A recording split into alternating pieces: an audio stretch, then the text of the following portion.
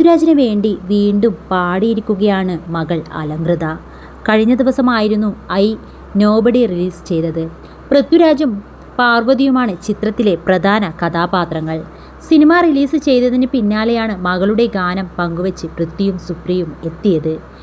ജെയ്ക്സ് ബിജോയാണ് ഗാനമൊരുക്കിയത്. നിമിഷ നേരം കൊണ്ടായിരുന്നു lyric video ശ്രദ്ധ നേടിയത്. പൃഥ്വിരാജിൻ്റെയും സുപ്രിയുടെയും പേരൻറ്റിങ്ങിനാണ് അഭിനന്ദനം കൊടുക്കേണ്ടത്. തൻ്റെ സിനിമകൾ കാണിച്ചില്ലെങ്കിലും മകളുടെ ഉള്ളിലെ കഴിവ് മനസ്സിലാക്കി പ്രോത്സാഹിപ്പിക്കുകയാണ് ഇരുവരും.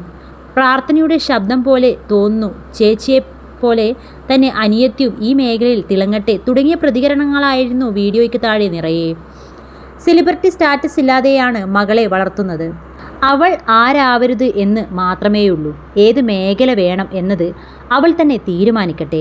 എമ്പുരാനിലെ പാട്ട് മുതൽ ശ്രദ്ധിച്ചതാണ് ഈ ശബ്ദം. മാതാപിതാക്കൾക്ക് അഭിമാനമായി മാറിയ മകൾ. തിയേറ്ററുകൾ കണ്ടത് മുതൽ ഈ ഗാനത്തിനായുള്ള തിരച്ചിലായിരുന്നു. എത്ര നന്നായിട്ടാണ് പാടുന്നതെന്നുമായിരുന്നു ആരാധകർ പറഞ്ഞത്. മകളുടെ പാട്ട് ആസ്വദിച്ച് പൃഥ്വിയും സുപ്രിയയും സ്റ്റുഡിയോയിലുണ്ടായിരുന്നു. മകൾ പാടുന്നതിൻ്റെ ചിത്രങ്ങളും വീഡിയോയും സുപ്രിയ മേനോൻ ഫോണിൽ പകർത്തുന്നുണ്ടായിരുന്നു. 11-കാരിയായ കൊച്ചുമകളുടെ പാട്ടിനെക്കുറിച്ച് വാചാലയായി അച്ചമ്മയും എത്തിയിരുന്നു. കുടുംബാംഗങ്ങളെയെല്ലാം അല്ലിയുടെ പാട്ട് ഷെയർ ചെയ്തിരുന്നു. എമ്പുരാനിൽ പാടാൻ വന്നപ്പോൾ എത്രയാണ് പ്രതിഫലം എന്നായിരുന്നു മകൾ ആദ്യം ചോദിച്ചതെന്ന് പൃഥ്വിരാജ് പറഞ്ഞിരുന്നു. ദീപക് ദേവിനോടും അതാണ് അവൾ ചോദിച്ചത്.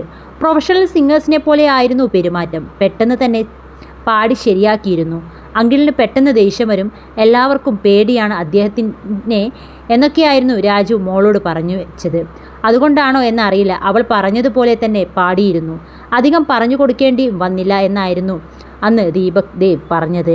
പഠനത്തിൻ്റെ തിരക്കിലും പിയാനോയും വയലിനും മാർഷൽ ആർട്സുമെല്ലാം പരിശീലിക്കുന്നുണ്ട് അലങ്കൃത. മുംബൈയിലെ അംബാനി സ്കൂളിലാണ് അലങ്കൃത പഠിക്കുന്നത്.